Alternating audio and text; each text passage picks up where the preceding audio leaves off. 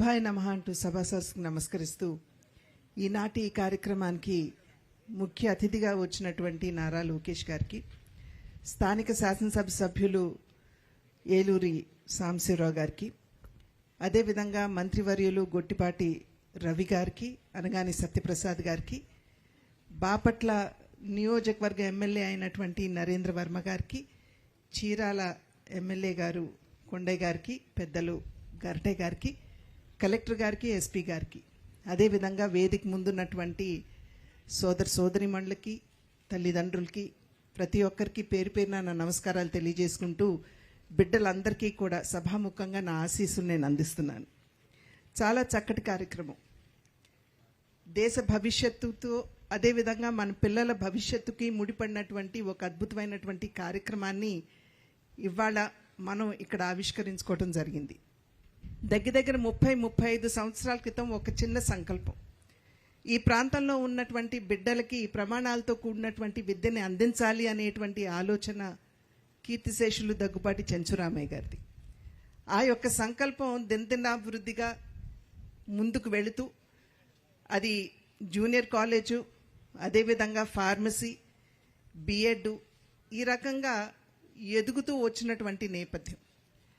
అయితే ఆ సందర్భంలో మళ్ళీ తిరిగి ఇక్కడ ఉన్నటువంటి బిడ్డలకి నిజమైనటువంటి విద్య అంటే శారీరక దృఢత్వానికి, మానసిక వికాసానికి, దేశభక్తితో కూడినటువంటి విద్యని అందించాలి అనేటువంటి మరొక సంకల్పం జోడైనటువంటి సందర్భంలోనే ఇవాళ ఈ సైనిక్ స్కూల్ని ఇక్కడ మనం ఆవిష్కరించుకోవటం జరుగుతుంది.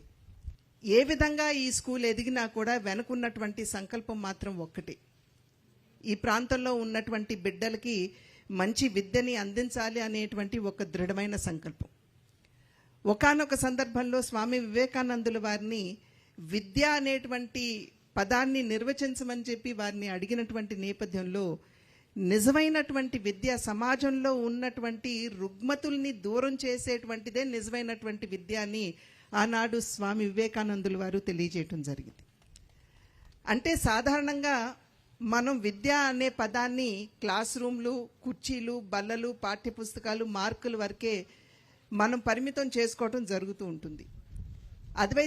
అసలైతే నిజమైనటువంటి విద్య ఏదైతే ఉందో అది సంపూర్ణమైనటువంటి మానసిక వికాసానికి దోహదపడేదే నిజమైనటువంటి విద్య అని ప్రతి ఒక్కరూ విశ్వసిస్తున్నటువంటి విషయం.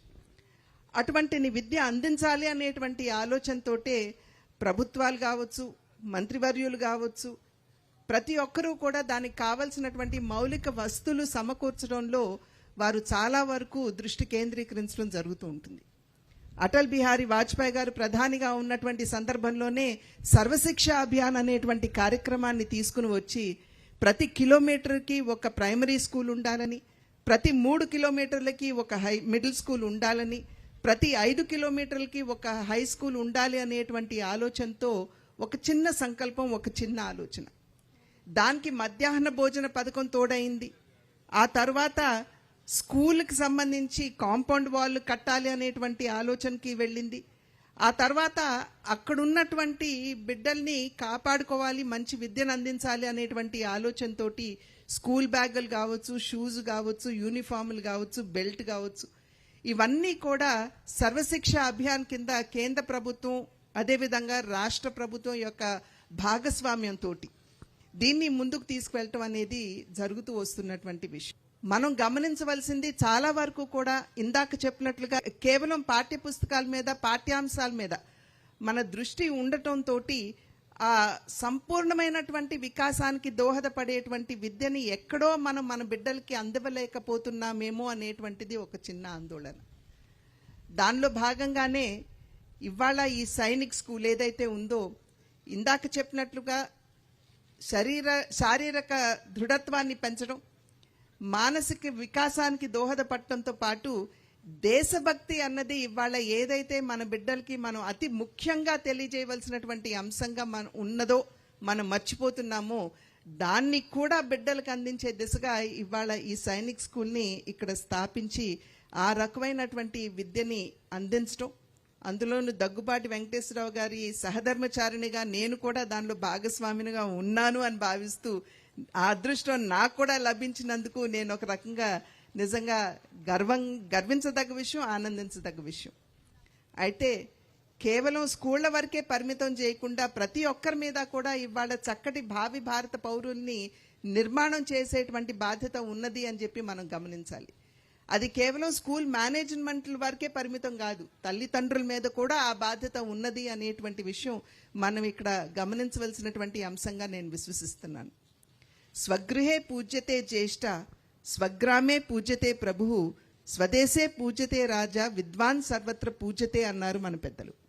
అంటే దీని అర్థం ఇంట్లో ఇంటి పెద్దని మనం గౌరవించుకుంటాము, గ్రామంలో గ్రామ పెద్దని మనం గౌరవిస్తాము, రాజ్యంలో రాజుని పూజిస్తాము. అయితే విద్యాధికుడు అనేటువంటి వారు ఎవరైతే ఉన్నారో వారు ఎక్కడికి వెళ్ళినా అందరిచే గౌరవింపబడతారు అనేటువంటిది దీని యొక్క అర్థం. అటువంటి విద్యని ఇవాళ అందించడానికి ప్రభుత్వాలు చేస్తున్నాయి. కేంద్ర ప్రభుత్వం సహకరిస్తుంది, అదేవిధంగా రాష్ట్ర ప్రభుత్వం కూడా. ఇందాక రవి గారు చెప్పారు ఏ విధంగా తల్లికి వందనం అనేటువంటి కార్యక్రమం మాధ్యమంగా పిల్లల చదువు కోసం అని చెప్పి తల్లుల అకౌంట్లో కూడా ఇవాళ డబ్బులు వేసేటువంటి పరిస్థితి ఉన్నది.